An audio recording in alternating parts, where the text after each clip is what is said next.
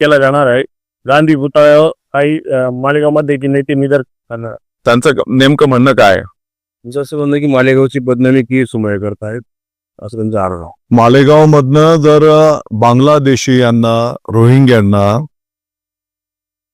कागदपत्र देऊन त्यांना इथलं नागरिकत्व दिलं जात असेल, याचं समर्थन कोण करू शकतो का? हे देशविरोधी कृत्य आहे. मला वाटतं की या सगळ्या गोष्टी जातीपातीच्या पलीकडे आपण बघायला पाहिजे.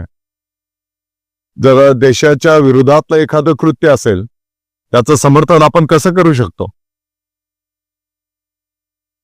पूर्ण घालून माध्यमिक शिक्षण किंवा शिक्षण परीक्षांमध्ये विद्यार्थ्यांना प्रवेश देऊन येतो.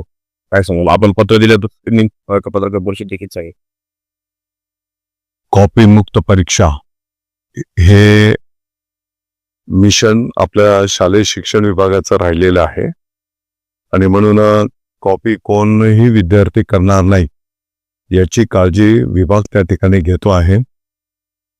कॅमेरे बसवण्यात आलेले आहे, पोलीस बंदोबस्त आहे, पर्यवेक्षक तिकडे आहेत आणि या सर्वांच्या माध्यमातून कोणीही विद्यार्थी कॉपी करणार नाही याची विभाग काळजी घेतो आहे. नितीश राणेंनी जे पत्र दिले ते आपल्याला मिळालं का आणि मग त्याच्यावरती काय कारण? मी मागच्या 2 दिवसापासून इथनं मालेगावलाच आहे, परंतु कॉपी कोणीही विद्यार्थी असू दे तो करणार नाही याची विभाग काळजी घेतो आहे.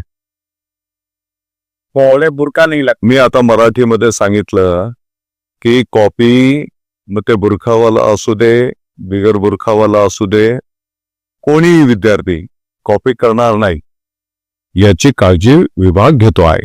पुण्यात आहे एका कार्यक्रमाच्या निमित्ताने पालकमंत्री पदाचा तिला सुद्धा येईल.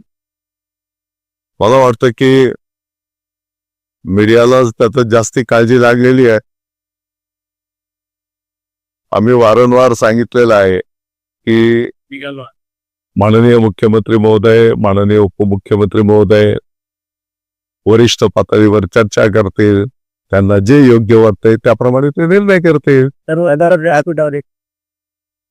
येऊ नये नंतर सगळे एकत्र आले पाहिजेत. महाराष्ट्राच्या प्रगती करता विरोधी पक्षांनी सुद्धा एकत्र आलं पाहिजे, चांगल्या सूचना केल्या पाहिजे. दादा सलग पाठवा ओट ज्यात पोटवा आणि आता बांगलादेशी रोहिंग्यांचं प्रमाणपत्र देण्याच्या संदर्भात एक मालेगाव देखील त्याचं ग्रुपने असं सांगितलं की बदनामी होते मालेगाव. असं नाहीये. जर बांगलादेशी लोकांना इथून कोण मध्यस्थी असतील, कोण अधिकारी असतील, यांनी जर अशी कागदपत्र खोटी तयार करून त्यांना भारताचं नागरिकत्व जर तुम्ही द्यायला घेतलं असेल, एक प्रकारे उद्याच्या भारताच्या स्वातंत्र्यालाच हा धोका आहे. आणि म्हणून हे ज्याने कृत्य कोणी केले असेल त्याच्यावर कायद्याप्रमाणे कठोर कारवाई केली पाहिजे असं सगळ्यांचं मत असेल. या विषयावर कोणाचं दुमत असण्याचं काय कारण आहे? पण SIT ते कोणत्याही पदावर नाहीये तरी ते पुन्हा पुन्हा पुन्हा पुन्हा मालेगाव भारताचे नागरिक आहेत ना हे, पण ते SIT वर त्यांचा भरोसा नाही. आता त्यांनी जर हा विषय पुढे आणला नसता तर SIT आली असती का? आणि त्यांच्याकडे जर अधिकची माहिती असेल ते SIT ला देत असतील तर कोणाला वाईट वाटण्याचं काय कारण आहे? SIT ला देणं वेगळं, पण प्रत्येक ऑफिसमध्ये जाऊन ते स्वतः कागदपत्र चेक करताय.